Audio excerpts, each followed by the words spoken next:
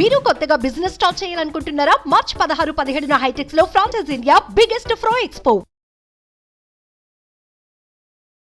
నమస్తే, welcome to Suman TV. నేను విష్ణు. ప్రస్తుతంతో పాటు amphi registered mutual fund distributor wealthy Chakradhar గారు ఉన్నారు. వారితో మాట్లాడదాం. సార్ నమస్తే. సార్ చక్రధర్ గారు. నమస్కారం అండి. సార్ చక్రధర్ గారు, మనం ప్రీవియస్గా చేసిన వీడియోస్ ఏవైతే ఉన్నాయో సో వాటిల్లో అంటే ఆ వీడియోస్ కింద చాలామంది రకరకాల కామెంట్స్ ఇవ్వడం జరిగింది. అంటే వాళ్ళ అభిప్రాయాలను చాలామంది వ్యక్తం చేశారు. సో అయితే మోస్ట్ ఆఫ్ ద కామెంట్స్లో అందరూ అడిగిన టాపిక్ ఏంటంటే ఏఐఎఫ్ అంటే ఆల్టర్నేటివ్ ఇన్వెస్ట్మెంట్ ఫండ్ అనే ఒక టాపిక్ గురించి చాలామంది ప్రస్తావించారు. ఏంటి అసలు ఏఐఎఫ్ అంటే?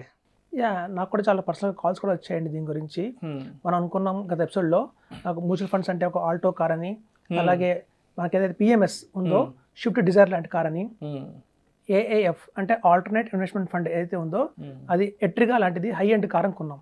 సో ఇందులో ఏంటంటే అలాగే ఏఐఎఫ్ అనేది ఏంటంటే చాలా మంచి one of the best product అండి.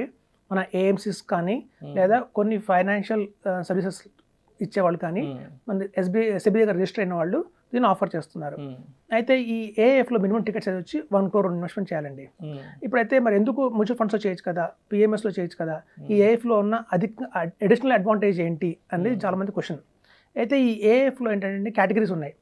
కేటగిరీ 1, 2 and 3 అని అంటారు. అది జనరల్గా అందరూ చేసేది ఏంటంటే కేటగిరీ 3లో చేస్తారండి.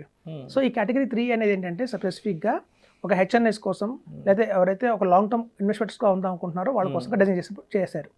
అయితే ఈ కేటగిరీ 3లో ఏఐఎఫ్లో ఏంటంటే ఒక అడిషనల్ బెనిఫిట్ జనరల్గా చూడండి, మనం మ్యూచువల్ ఫండ్స్లో కావచ్చు లేదా పిఎంఎస్లో కావచ్చు వాళ్ళు ఇన్వెస్ట్మెంట్ చేసే స్టాక్స్ ఎలా ఉంటాయంటే కంపల్సరీ లిస్ట్ అయిన స్టాక్స్లో ఇన్వెస్ట్మెంట్ చేయాలి. As per SEBI guide lines ఏంటంటే ఏదైతే మార్కెట్లో లిస్ట్ అవుతున్నాయో ట్రేడింగ్లో ఉన్నాయో అలాంటి స్టాక్స్లోనే ఈ మ్యూచువల్ ఫండ్స్ కానీ అలాగే ఈ పిఎంఎస్ కానీ ఇన్వెస్ట్మెంట్ చేయాలి. అయితే ఏఎఫ్కి ఒక అడిషనల్ బెనిఫిట్ ఏంటంటే అప్ టు 20% దాకా కూడా, అంటే వచ్చిన 1 crore ఒక 20 lakhs దాకా కూడా వాళ్ళు అన్లిస్టెడ్ స్టాక్స్లో ఇన్వెస్ట్మెంట్ చేయొచ్చు. Unlisted stocks. ఓకే. ఇప్పుడు చూడండి, ఇప్పుడు నేషనల్ స్టాక్ ఎక్స్చేంజ్ ఉంది. నేషనల్ స్టాక్ ఎక్స్చేంజ్ నడుస్తుంది ట్రేడింగ్, కానీ లిస్ట్ అవ్వాలి అది ఇంకా. సో మరి ఎంత మంచి బ్రాండ్ నేషనల్ స్టాక్ ఎక్స్చేంజ్ అంటే. అలాగే రెలిగేర్ కావచ్చు, అలాగే మీకు చూస్తే ఈ టాటా టెక్నాలజీస్ అని ఒక మంచి టాటా వాళ్ళదే కంపెనీ ఉంది టెక్నాలజీస్, అది కూడా అన్లిస్టెడ్ లోనే ఉంది.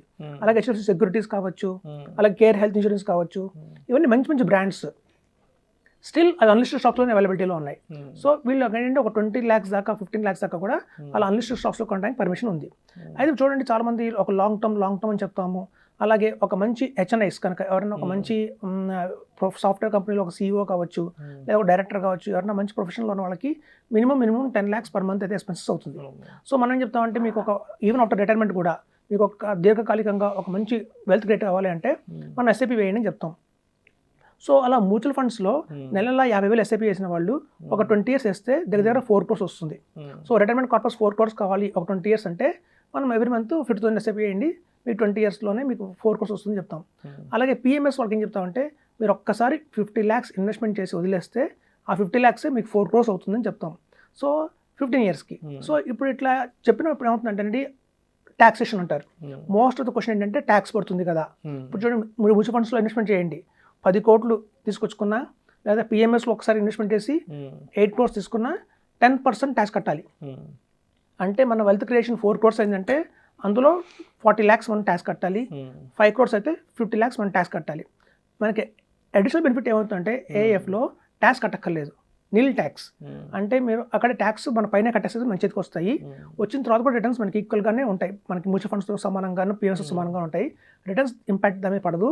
కాకపోతే ఒక మనిషి చేతిలోకి వచ్చేసరికల్లా, ఒక ఇండివిజువల్ చేతిలోకి వచ్చేసరికల్లా అది ట్యాక్స్ ఫ్రీ అయిపోతుంది. సో చూడండి, 10 lakhs 10 crores వెల్త్ బిల్డ్ చేసుకున్నా మనం 1 rupee ట్యాక్స్ కట్టక్కర్లేదు.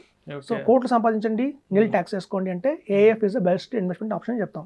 సో ఇక్కడ ఈ ఏఎఫ్ కూడా చూడండి, చాలా మంది మంచి అడ్వైజర్స్ ఉన్నారు, ఫండ్ మేనేజర్స్ ఉన్నారు. ఎవరైతే ఇప్పుడు చూడండి మనకి హెచ్డిఎఫ్సి వాళ్ళ దగ్గర కావచ్చు, మన కోటక్ ఏఎఫ్ కావచ్చు, ఐసిఐసిఐ ఏఎఫ్స్ కావచ్చు, అలాగే నిప్పాన్ ఇండియా ఏఎఫ్ కావచ్చు, ఇలాంటివి కూడా చాలా బాగా పర్ఫామ్ చేస్తున్నాయి. అలాగే ఈక్విటాస్ అని కొన్ని కంపెనీస్ ఉన్నాయి. అలాగే మీకు చూస్తే అబాకస్ అని కంపెనీ ఉంది, మన సునీల్ జింగానే చేస్తారు. ఒకప్పుడు నిప్పాన్ ఇండియాలో ఈయన ప్రైమ్ మంచి కీ ప్లే చేశారు, ఆయన కంపెనీ ఉంది ఓన్గా.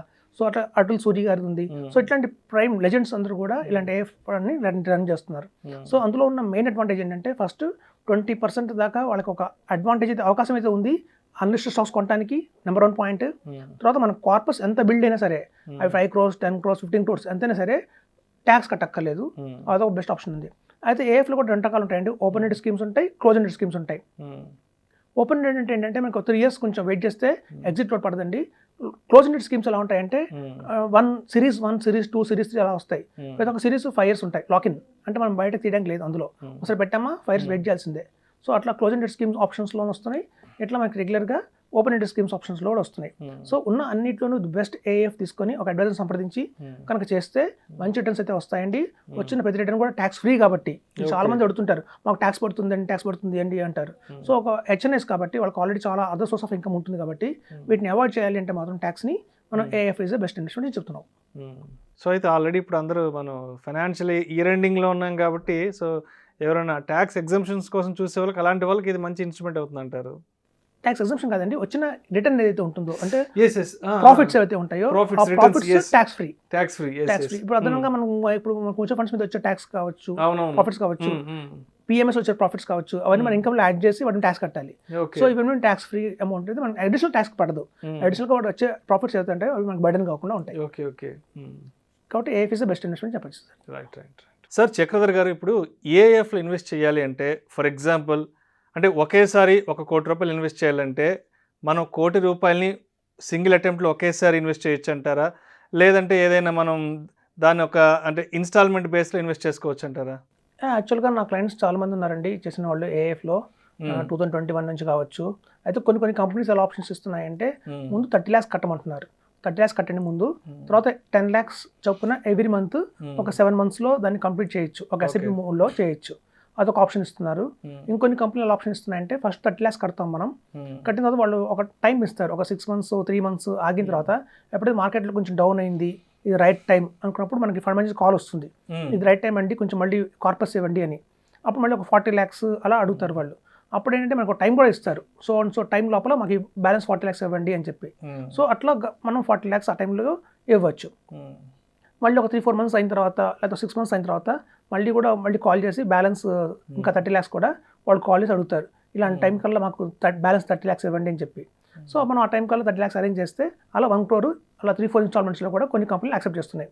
అయితే ఒకసారి క్వశ్చన్ వస్తుంది, ఒక డౌట్ వస్తుంది ఏంటంటే, సపోజ్ నేను ఫస్ట్ 30 lakhs ఇస్తాను, తర్వాత 40 lakhs ఇస్తాను, తర్వాత మళ్ళీ అడుగుతారు ఇంకో 30 lakhs ఇవ్వండి, అంటే నాకు డబ్బులు లేవు, పెట్టిన 70 lakhs మరి నా పరిస్థితి ఏంటి అంటారు. సో అట్లాంటి టైంలో ఏంటంటే ఆ 70 lakhs అక్కడ హోల్డ్ అయిపోతాయండి వాళ్ళ దగ్గర. 5 years తర్వాత ఆ 70 lakhsకి ఎంత రిటర్న్ వస్తుందో అంత రిటర్న్ మనకి ఇవ్వడం జరుగుతుంది. సో కాబట్టి ఏంటంటే ఏఎఫ్లో వెసులుబాటు ఉంది, ఒకేసారి 1 crore ఇవ్వకపోయినా ఇట్లా ఇన్స్టాల్మెంట్స్లో కూడా మనం ఇవ్వచ్చు. కొన్ని కంపెనీస్ యాక్సెప్ట్ చేస్తున్నాయి. అయితే ఇప్పుడు చూడండి, ఆల్ ఇండియాలో టాప్ కంపెనీ ఈక్విటాస్ కంపెనీ ఉంటుంది. అది ఇండియాలో టాప్ నెంబర్ 1 కంపెనీ.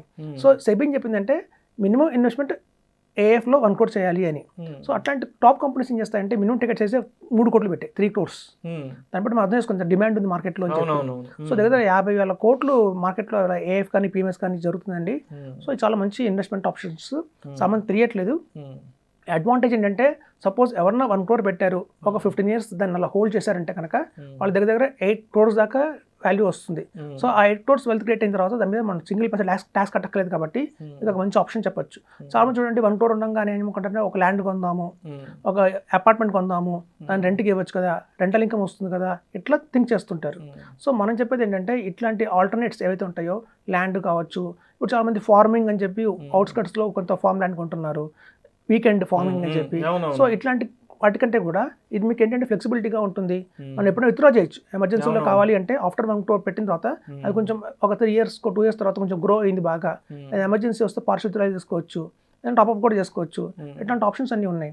మనం ఏం చెప్తామంటే ఒక 3 crores 4 crores అవ్వగానే కొంత అమౌంట్ తీసేసి అందులోంచి 1 crore ఎలాగో ట్యాక్స్ కట్టక్కర్లేదు, ట్యాక్స్ ఫ్రీయే కాబట్టి ఇంకో ఏఎఫ్ ఏదైనా బాగుంది అంటే కనుక అందులో మనం ఇన్వెస్ట్మెంట్ చేద్దామంటాం. ఇప్పుడు చూడండి, పిఎంఎస్ కావచ్చు, ఏఎఫ్ కావచ్చు, వీటికి డైరెక్ట్ రెగ్యులర్ లేదు. మన మ్యూచువల్ ఫండ్స్లో ఉంది డైరెక్ట్ ప్లాన్స్ అని, రెగ్యులర్ ప్లాన్స్ అని, అట్లా మనకి పిఎంఎస్కి ఏఎఫ్కి లేదు, కంపల్సరీ త్రూ అడ్వైజరీ వెళ్ళాలి.